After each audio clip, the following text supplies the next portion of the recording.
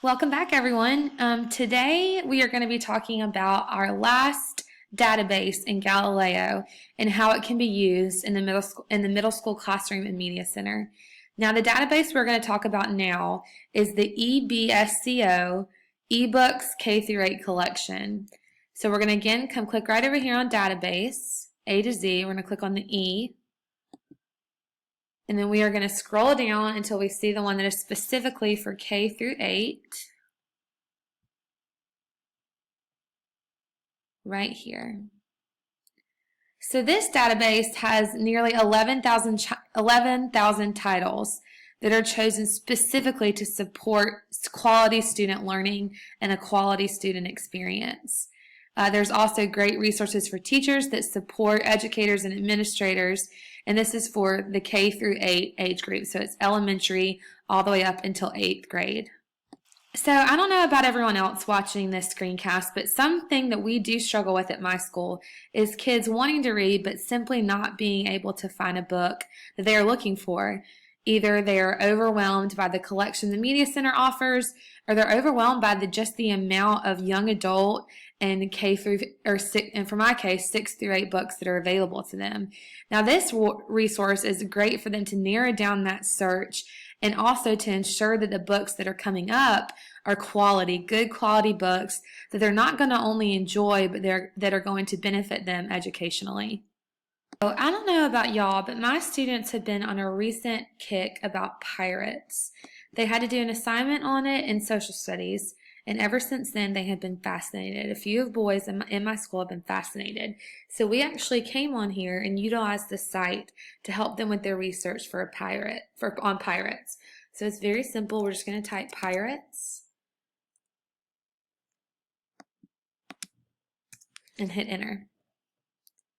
And what this is going to do is bring up different ebooks, different articles, all different children's books, juvenile fiction, all that have to do with pirates. As you can see, there's tons and tons of results. But just specifically, I'm going to show you this one right here, the history and lives of notorious pirates and their crews. So one great tool this has is this show most relevant pages from this ebook. So you just click right here, and what this does is it drops down and pulls out specific excerpts from the text that are particularly relevant to pirates. So as you can see right here, the pirates edged away under the man of war's stern, making a running flight for about 2 hours. So what it does is it goes to the book and pulls out the most relevant pages, and more specifically the most relevant passages. You can see it has all the information about the book, who is it by, when was it published, the subject matters. And then the cool thing is you can download the full text of this book right here, and the students can save the pages, email them, or even print them. And all right here, once you pull out the ebook, you can navigate through the book by using this menu on the left. So we're just going to start at the beginning with the life of Captain Avery.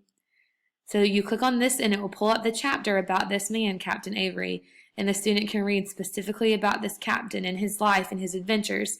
And then say he wants to focus on a different captain. He wants to focus on Captain John Phillips and his crew. He'll click on that and it will go directly to the chapter about that captain.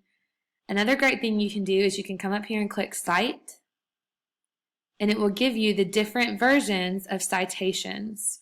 So again, just like the previous database we used, this is great practice for students to look at a resource and use it, and then be able to cite it and look at the correct way to cite it, whether that's APA, MLA, any of those different types of citation. This is a great starting point for middle schoolers to get used to looking at what a correct citation is.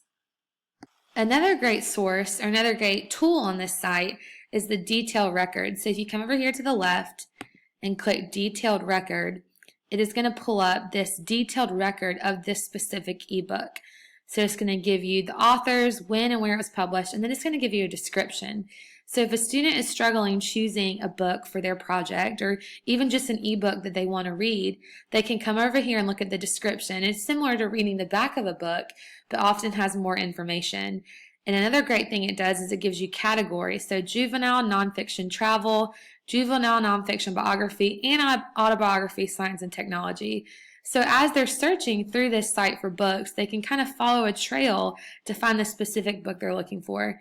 So let's click juvenile nonfiction, biography, and autobiography. What that's going to do is it's going to pull up, you can see right here, 377 other juvenile nonfiction books that are specifically biographies and autobiographies. So this is a great way for students to research through the site, kind of go down a rabbit hole, but in the end, finding the book they're looking for. So as you can see, it brought up ebooks on JFK, Thomas Edison, George Washington, on ancient Greece, on all different types of historical characters and current characters that they could use in classroom and media center research. Now, that was a quick look into this site, but I really believe that this can be one of the most used databases in your middle school if you're willing to take the time to show your students how to use it and encourage them to use it in their research.